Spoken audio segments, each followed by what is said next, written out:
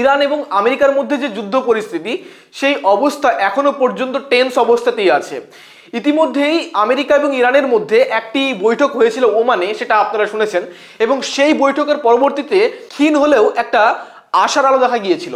কিন্তু তার পরবর্তীতে আবারও সেই সিচুয়েশন আরো বেশি টেন্সই হয়েছে বটে। কারণ ইতিমধ্যে ভেনেজুয়েলা থেকে মাদুরোকে ক্যাপচার করার পর আমেরিকার এবং পৃথিবীর সব থেকে বড় যুদ্ধ জাহাজ, যেটার নাম হচ্ছে জেরাল্ড এফ ফোর্ড, সেটাকে এখন মধ্যপ্রাচ্যের দিকে রওনা করানো হয়েছে। অর্থাৎ মধ্যপ্রাচ্যে আমেরিকার যে এক বিরাট নেভাল প্রেজেন্স অলরেডি আছে, অর্থাৎ নৌসেনার এক বিরাট উপস্থিতি আছে, তারপর পৃথিবীর সব থেকে বড় যুদ্ধ জাহাজকে এদিকে নিয়ে আসা হয়েছে। কেন? কনটেক্সটটা হচ্ছে সেকেন্ড রাউন্ডের বৈঠক, এবং সেকেন্ড রাউন্ডের যে বৈঠক সেটা ওমানে হচ্ছে না, আমরা ইতিমধ্যে জানতে পেরেছি। এবং আজকে 12:30টার সময় ডোনাল্ড ট্রাম্পের জামাতা জারেড কুশনার এবং ডোনাল্ড ট্রাম্পের almost personal diplomat Steve Witkoff, তারা এই মুহূর্তে আজকে 12:30টার সময়, দুপুর 12:30 ভারতীয় সময়, পৌঁছচ্ছে সুইজারল্যান্ডে এবং তাদের মধ্যে বৈঠক হবে। আর সেই বৈঠকের আগেই আমেরিকার এই বিরাট প্রেজেন্স, এবং ইরানও এখনো পর্যন্ত সেই বিষয় নিয়ে নিজেও যে খুব একটা নিজেকে দুর্বল ভাবছে না, নিজেকে সাবমিট করে দেবে না, নিজেকে কমপ্লিটলি আত্মসমর্পণ করবে না, বরং সেও আমেরিকার সামনে মাথা উঁচু করে থাকতে চায়, সেটা দেখানোর জন্য বা সেটা প্রমাণ করার জন্য ইতিমধ্যেই স্ট্রেট অফ হরমুজে তার প্র্যাকটিস শুরু করেছে। যুদ্ধের প্র্যাকটিস বলতে পারেন, যেটাকে ভালোবাসায় ড্রিল বলা হয়। এবং এই সেকেন্ড রাউন্ডের সামনে এই যে ড্রিল শুরু হচ্ছে, সেটা নিয়ে আরো একটা কঠিন পরিস্থিতি শুরু হয়েছে, যেটা সারা পৃথিবীতে এই মুহূর্তে প্রচন্ড আলোচিত হচ্ছে। আজকে আপনাদের সামনে আমরা আলোচনা করব কি সিচুয়েশন, ইরান কতটা প্রস্তুতি নিয়েছে, এবং এক্স্যাক্টলি এই নেভাল ড্রিলের ভিতরে ইরান কতটা প্রস্তুতি নিয়েছে, এবং ইরান এক্স্যাক্টলি কি কি প্র্যাকটিস করছে ওখানে, আর সেটা কেন আমেরিকার জন্য খুব টেনশনের বিষয় হয়ে উঠতে পারে, এবং সেটার যৌক্তিক কারণও আছে। এবং তার জন্য আমেরিকা ইতিমধ্যে বেশ কিছু কথা যা তাদের সরকারিভাবে জানানো হয়েছে, সেগুলো শুনলেও আপনি অনেকটা অবাক হবেন। চলুন শুরু করা যাক। প্রথম বৈঠকের পরবর্তীতে আমেরিকা চেয়েছিল যাতে ইরান আমেরিকার কাছে সম্পূর্ণ সাবমিট করে দেয়, আত্মসমর্পণ করে, চেয়েছিল যাতে ইরান নিজেদের যে পরমাণু বোমা তৈরি করার কাজ সেটা কমপ্লিটলি বন্ধ করে, এবং সেই সম্পর্কিত যতগুলো গবেষণার কাজও করে সেগুলো যেন বন্ধ করে দেওয়া হয়, এবং কখনো যাতে পরমাণু বোমা তৈরি করতে না পারে তার জন্য ইউরেনিয়াম এনরিচমেন্ট যে কাজ সেটাকে কমপ্লিটলি বন্ধ করার কথা। কিন্তু সেটা কমপ্লিটলি বন্ধ করতে ইরান রাজি হয়নি। শুধু তাই নয়, তার পরবর্তীতে বলা হয়েছিল মিসাইল তৈরি করার কাজও কমপ্লিট বন্ধ করতে হবে, অথবা অ্যাটলিস্ট একটা লিমিট টানতে হবে। অর্থাৎ এত দূর পর্যন্ত যেন ইরানের মিসাইল যেতে পারে যাতে ইসরায়েলে অ্যাটাক না করা যেতে পারে। এই টাইপের বেশ কিছু পয়েন্ট সেখানে দেওয়া হয়েছিল, যেগুলো সেই সময় ইরান মানেনি। এবং আজকেও যখন বসছে, তখন ইরানের পররাষ্ট্রমন্ত্রী তার আগেই একটা টুইট করেছেন, এবং সেই টুইটে তিনি বলেছেন যে আমি যে আজকে এখানে বসতে যাচ্ছি, সেক্ষেত্রে একটা যদি ফেয়ার, দুজনের জন্য জাস্ট হবে এইরকম কোনো একটা ডিল হয়তো মানবো, কিন্তু টেবিলের উপর একটা জিনিস নেই। অর্থাৎ ওই নেগোসিয়েশনের টেবিলের উপর একটা জিনিস নেই, কি? সেটা হচ্ছে সাবমিশন বিফোর থ্রেটস। আমেরিকা যদি আমাকে থ্রেট দেওয়ার চেষ্টা করে, ইসরায়েল যদি আমাকে থ্রেট দেওয়ার চেষ্টা করে, সেই থ্রেটের সামনে মাথা নিচু হবে না। এবং তারপরে শুরু হচ্ছে এই আলোচনা। আর এটা শুধুমাত্র কথা নয়, তার প্রমাণ আমরা কাজে বা অ্যাকশনেও দেখেছি। কারণ এই বৈঠকের আগেই আমেরিকা যখন পৃথিবীর সব থেকে বড় যুদ্ধ জাহাজকে ইরানের দিকে পাঠিয়ে দিয়েছে, তখন ইরানও তার প্রত্যুত্তরে কি করেছে? ইরান তার প্রত্যুত্তরে ইরানের যে IRGC আছে, অর্থাৎ যে ইসলামিক রেভলিউশনারি গার্ড, যেটা আয়াতুল্লাহ খামেনির পার্সোনাল কমান্ডে চলে, এবং সেই IRGC কমান্ড থেকে জানানো হয়েছে যে তারা লঞ্চ করছে একটা ড্রিল, অর্থাৎ একটা প্র্যাকটিস সেশন, যে তারা কিভাবে আমেরিকার সঙ্গে যুদ্ধ করবে তার একটা ছোট্ট বলতে পারেন প্র্যাকটিসের নামে দেখিয়ে দেওয়া, যে we are capable, we can do, আমরা পারি, এবং আমেরিকাকে ভয় করি না, তার সঙ্গে কিছুটা হলেও মাথা উঁচু করে লড়তে পারবো, সেটা দেখানোর জন্য একটা প্র্যাকটিস সেশন। এবং সেটা শুরু করেছে ইতিমধ্যে স্ট্রেট অফ হরমুজে। এই যে পজিশনটা স্ট্রেট অফ হরমুজ, এটা খুব ইন্টারেস্টিং। কেন ইন্টারেস্টিং? কারণ এই স্ট্রেট অফ হরমুজ পৃথিবীর সমস্ত বিজনেসের জন্য সব থেকে গুরুত্বপূর্ণ পয়েন্টগুলোর মধ্যে একটি। কেন? সেটা বোঝার জন্য আপনাকে দেখতে হবে স্ট্রেট অফ হরমুজটা এক্স্যাক্টলি কোথায়।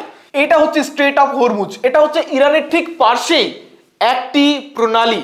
আর পৃথিবীর অধিকাংশ বিজনেস বা ট্রেডের জন্য যে সমস্ত ভেসেলগুলো যায়, জাহাজগুলো যায়, সেগুলোকে এই রাস্তায় পার করতে হয়। শুনলে আপনি অবাক হবেন যে সারা পৃথিবীতে সমস্ত মানুষের যত ডিমান্ড, যত কিছু আসে এক দেশ থেকে অন্য দেশে যায়, তার 20% শুধুমাত্র এই স্ট্রেট অফ হরমুজকে পার করে আসতে হয়। আর এই স্ট্রেট অফ হরমুজেই ইরান এবার তার প্র্যাকটিস সেশন শুরু করেছে, ড্রিল শুরু করেছে। আর এই ড্রিলটার মানে কি? সে আমেরিকাকেও ভয় দেখাচ্ছে, যদি আপনি আমার এখানে অ্যাটাক করার কথা ভাবেন তাহলে যুদ্ধ তো হবেই, তার সঙ্গে স্ট্রেট অফ হরমুজটাকে আমি কমপ্লিট বন্ধ করে দেব। আর সেটাকে আরো বেশি ক্লিয়ার করেছে এই ড্রিলের নাম দিয়ে। তিনি নাম কি দিয়েছেন? Smart control of strait of Hormuz. আমি স্মার্টলি এই স্ট্রেট অফ হরমুজকে ক্যাপচার করতে পারি। এবং আপনারা জানেন এর আগে যখন জুন মাসে একটা যুদ্ধ হয়েছিল আমেরিকা এবং ইসরায়েলের সঙ্গে ইরানের, আর সেই সময় ইরান সরকারিভাবে পার্লামেন্টে পাশ করে রেখেছে স্ট্রেট অফ হরমুজ যে কোনো সময় ইরান ব্লক করতে পারে তাদের সরকারি আইনে। তাদেরকে একটু সময় লাগবে না, পার্লামেন্ট আইন পাস করতেও হবে না। আর এই পজিশনে যদি একবার যায় তাহলে সারা পৃথিবীর সমস্ত কিছুর দাম ডেঞ্জারাসলি উপরে উঠে যাবে। আমেরিকার জন্য ডেঞ্জার হবে, ইউরোপের জন্য ডেঞ্জার হবে, এমনকি ভারত বা চায়নার মতো দেশগুলো এই সময়ে যে ভয়ানক সিচুয়েশন হতে পারে তা থেকে বাঁচতে পারবে না। হতে পারে যে জিনিসটা এখন আপনি 100 টাকায় কিনছেন তার অধিকাংশ প্রোডাক্টই আপনাকে 200 টাকায় কিনতে হবে যদি এই স্ট্রেট অফ হরমুজ 10 থেকে 15 দিনের জন্য বন্ধ হয়ে যায়। আর সেটা আমেরিকার জন্য ডেঞ্জার কেন? কারণ পৃথিবীর সব থেকে বেশি জিনিস ইম্পোর্ট আমেরিকা করে, আর সেই আমেরিকাকে তার জন্য মাসুল গুনতে হবে, তেল ম্যানেজ করে নেবে, কিন্তু অন্যান্য যে মুদ্রাস্ফীতি সেটা কন্ট্রোল করতে পারবে না। সামনে 2026 সালেই ডোনাল্ড ট্রাম্পের আবারও ভোট, মিড টার্ম ইলেকশনে অলরেডি মানুষ মুদ্রাস্ফীতি অর্থাৎ জিনিসপত্রের দাম অত্যন্ত বেশি এই নিয়ে অনেক আন্দোলন করছে। আর এটা বন্ধ হলে তার দাম আরো আকাশ ছোঁয়া হবে। সেটা আমেরিকার প্রেসিডেন্টের জন্য কন্ট্রোল করা ইম্পসিবল এবং তার জন্য ইলেকশনে হেরে যাওয়া নিশ্চিত হয়ে উঠবে। তাই আমেরিকাকেও ভয় আছে, আর সেটাই খামেনি এখন উইপেনের মতো ইউজ করছেন। এখন আপনাদের মনে কোশ্চেন হতে পারে যে এই প্র্যাকটিস সেশনে এক্স্যাক্টলি কি হচ্ছে। কয়েকটা কাজ আপনাকে দেখায় তাহলে আপনি আইডিয়া ক্লিয়ার হয়ে যাবেন এক্স্যাক্টলি কি ইরান ওখানে করছে। 1 নম্বর পয়েন্ট, ইরান হচ্ছে পৃথিবীর বুকে এই মুহূর্তে ড্রোনের পয়েন্টে একটা ভয়ানক শক্তি, ডেঞ্জারাস শক্তি। কতটা ডেঞ্জারাস তার আইডিয়া পেয়ে যাবেন এই রাশিয়া এবং ইউক্রেনের সঙ্গে যে যুদ্ধ হচ্ছে, ওই যুদ্ধে রাশিয়া ইউক্রেনের সঙ্গে যুদ্ধ করার জন্য একটা ড্রোনের ইউজ করতে হয়, আর সেই ড্রোনকে সাপ্লাই দেয় ইরান দেয়। সেটা কোন ধরনের ড্রোন? Shahed quality drone. আর এই যে ড্রোন, এই ড্রোন ইরান নিজে তৈরি করেছে, নিজের দেশে তৈরি করেছে, অন্য কারো কোনো সহায়তা ছাড়া তৈরি করেছে। তো ইরান ড্রোনে এতটাই শক্তিশালী। এখন সেই শক্তিকে ইউজ করে ইরান দেখাচ্ছে যে সে আমেরিকার সমস্ত জাহাজের জন্য কতটা ডেঞ্জার হতে পারে। এই হালেই 2 সপ্তাহ হয়নি এখনো যখন আব্রাহাম লিঙ্কনের দিকে একটি ড্রোন পাঠানো হয়েছিল ইরানের তরফ থেকে, আর সেই ড্রোনের নাম ছিল শাহিদ 139, এবং সেই ড্রোন গিয়ে আব্রাহাম লিঙ্কনের কমপ্লিট ডেটা চুরি করে নিয়ে চলে এসেছিল। এই একটা ড্রোনে, খুব অল্প টাকায় তৈরি হওয়া ড্রোন, এবং তার পরবর্তীতে নিজের সিকিউরিটি বাঁচানোর জন্য আব্রাহাম লিঙ্কনকে ওমান উপসাগর থেকে আরব সাগরে পালিয়ে যেতে হয়েছিল। তো এই যে এর ড্রোন, সেই ড্রোনগুলো কিভাবে ইউজ করবে, কোন পজিশন থেকে ইউজ করবে, কিভাবে ইউজ করবে, তাকে সুইসাইড বোম হিসেবে ইউজ করা যাবে কিনা, করলে কোনভাবে করবে, তার এক্স্যাক্ট সমস্ত মাপযোগ করার কাজটা কমপ্লিটলি এই মুহূর্তে করছে ইরান, আজকে এই মুহূর্তে করছে। এবং তার সঙ্গে সঙ্গে শত্রুপক্ষের যে সমস্ত জাহাজগুলো এসেছে তাদেরও অনেক ডিফেন্স সিস্টেম আছে, তাদের অনেক ইন্টেলিজেন্স সিস্টেমও আছে। তারা কি করে ইরানের ডেটা নেয়, কি হচ্ছে না হচ্ছে, এবং সেই সমস্ত সিস্টেমগুলোকে, সেই সমস্ত কম্পিউটারগুলোকে কমপ্লিটলি ব্লক কিভাবে করা যেতে পারে, অকেজো কিভাবে করা যেতে পারে, হ্যাক কিভাবে করা যেতে পারে, তার জন্য অ্যাক্টিভলি কাজ করছে ইরান এই মুহূর্তে।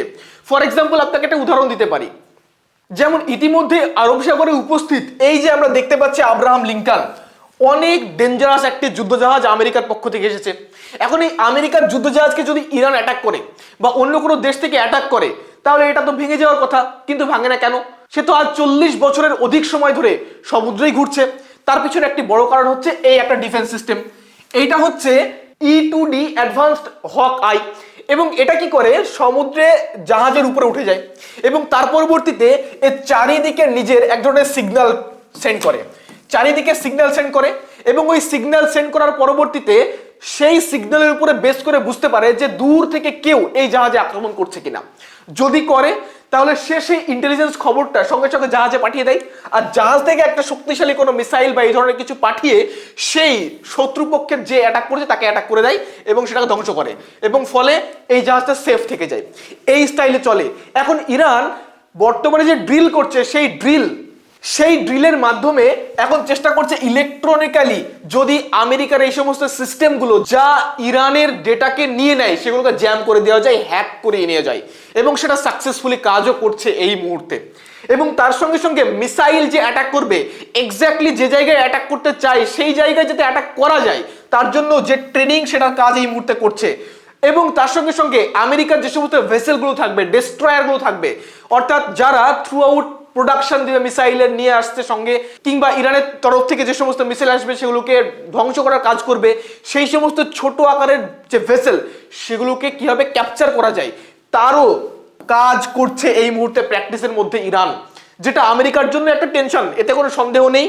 আর আমি যে বারবার বলছি আমেরিকার জন্য টেনশন, এটা শুধুমাত্র হাওয়াই কথা নয়, তার পিছনে উপযুক্ত কারণও আছে, যেটা আপনাকে আগেই বলেছি, আপনি অবাকও হবেন। আজ থেকে 7 দিন আগে আমেরিকার সরকারের পক্ষ থেকে একটা অ্যানাউন্সমেন্ট করা হয়েছিল আমেরিকার পণ্যবাহী জাহাজগুলোর জন্য, এবং তাদেরকে বলা হয়েছিল যে তোমরা ইরানের টেরিটরি থেকে যতটা পারা যায় দূরে অবস্থান করো। আর সেই খবর পৃথিবীর সব জায়গায় ছাপা হয়েছিল, যেমন দ্য হিল ছেপেছিল এবং তারা লিখেছিল Trump's administration warns US vessel to stay away from Iran territorial waters. অর্থাৎ ইরানের যে টেরিটরি শুধুমাত্র ভূমি নয়, ল্যান্ড নয়, এমনকি সমুদ্রেও যতদূর পর্যন্ত ইরানের টেরিটরি ততটা থেকেও অনেকটা দূরে যেন অবস্থান করে ইউএস এর ভেসেলগুলো। কারণ তাদের ভয় ছিল ইরান যদি কিছু করে দেয়, আর সেটা অফিসিয়ালি পাবলিকলি অ্যানাউন্স করতেও বাধ্য হয়েছিল অনেকটাই আমেরিকা। তো এই দিক থেকে একটা বিষয় বলতেই পারি যে আমরা বলছি না যে ইরানের সঙ্গে আমেরিকার যুদ্ধ যদি হয় তাহলে ইরান আমেরিকাকে ধ্বংস করে দেবে, না, কিন্তু এনাফ ক্ষতি করতে পারে। অলরেডি আমেরিকা এবং চীনের মধ্যে যে সিচুয়েশন, যে কঠিন অবস্থা, সেক্ষেত্রে কিন্তু আমেরিকার জন্য অন্যতম বড় টেনশন চীন। কিছুদিন আগে এপস্টিন ফাইলে ডেটা বের হয়েছিল এবং সেখানেও অ্যাটলিস্ট 10,000 বার আলোচনা হয়েছে চীনকে কিভাবে থামানো যায় তাই নিয়ে। তো এই টেনশন আমেরিকার আজকের নয়, লম্বা সময় ধরে এই টেনশনে আমেরিকা করছে। আর যদি এই যুদ্ধে ইরান কিছু পারে বা না পারে, ইরানের সব থেকে শক্তিশালী এমনকি অ্যান্টিশিপ কিছু মিসাইল রয়েছে আবু মাহাদির মতো, সেগুলো যদি ইউজ করে অ্যাটলিস্ট আমেরিকার কোনো একটা যুদ্ধ জাহাজকে অ্যাটাক করে দিতে পারে, তার কিছু অংশ ভেঙেও দিতে পারে, আমেরিকার মুখ সারা পৃথিবীর জন্য লজ্জার মুখে পরিণত হবে। তাই আমেরিকা ভয় আছে, শুধু তাই নয়, ডোনাল্ড ট্রাম্পের গদিও যাবে, তাই ডোনাল্ড ট্রাম্পেরও ভয় আছে। আর সেই জন্য ডোনাল্ড ট্রাম্পও চায় না সহজে ইরানের সঙ্গে যুদ্ধ করতে। আয়াতুল্লাহ খামেনি আগে থেকেই জানিয়ে দিয়েছিলেন যে তিনি যদি যুদ্ধ শুরু হয় এটাকে রিজিওনাল ওয়ারের পরিস্থিতিতে নিয়ে যাবেন, যেটা আমেরিকা বা ইসরায়েল কারোর জন্যই ভালো হবে না, কারণ ইসরায়েল ইরানের অধিকাংশ, অলমোস্ট সমস্ত ডেঞ্জারাস মিসাইলগুলোর রেঞ্জের মধ্যেই পড়ে। এখন বড় কোশ্চেন, আজকে যে মিটিং হচ্ছে সুইজারল্যান্ডে, জেনেভাতে, ওমানের এমবাসিতে, সেখানে কি হবে?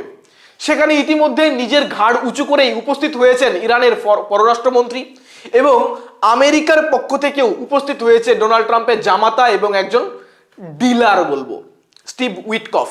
এখন সেটা 12:30টায় তারা উপস্থিত হবার কথা, তারা হয়তো ইতিমধ্যে হয়ে গিয়েছে, আলোচনা হচ্ছে, আলোচনার পরে কি হয় সেটা খুবই গুরুত্বপূর্ণ হতে যাচ্ছে ইরান আমেরিকা যুদ্ধ পরিস্থিতির ভবিষ্যতের পয়েন্ট অফ ভিউ থেকে। আমরা সেটা নিয়েও আপডেট নিয়ে আসবো, আশা করি সঙ্গেই থাকবেন।